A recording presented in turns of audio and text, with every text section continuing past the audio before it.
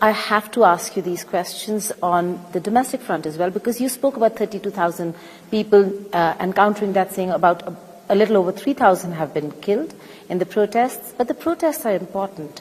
How is the administration looking at the protests itself, the need for reform?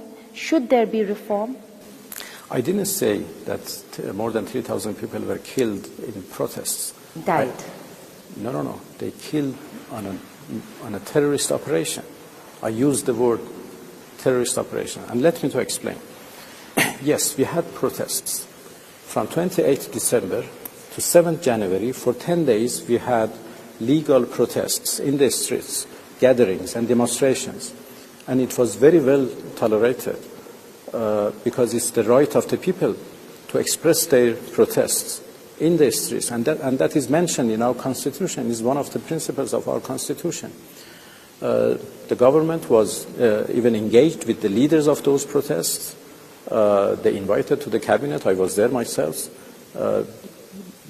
There was a dialogue how to resolve the problem, how to, address their complaints, and nobody was killed on those 10 days. But on 8th of January, we faced with a completely new phenomenon. There some elements came into this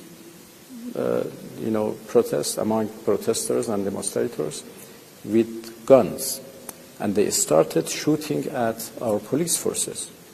And when police forces are shooted and killed, of course they have to react. And then we found out that there are instructions coming from outside. It's a very well planned. Outside where? From Israel.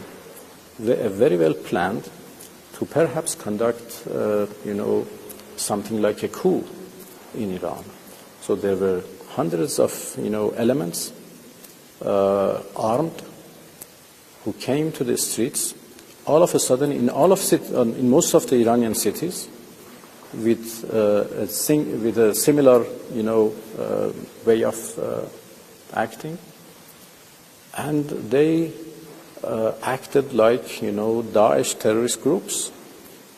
They beheaded some of police officers. They burned some of them alive, and then they started shooting at people, in a blindly manner. And then it was very strange for us that they are killing even the protesters.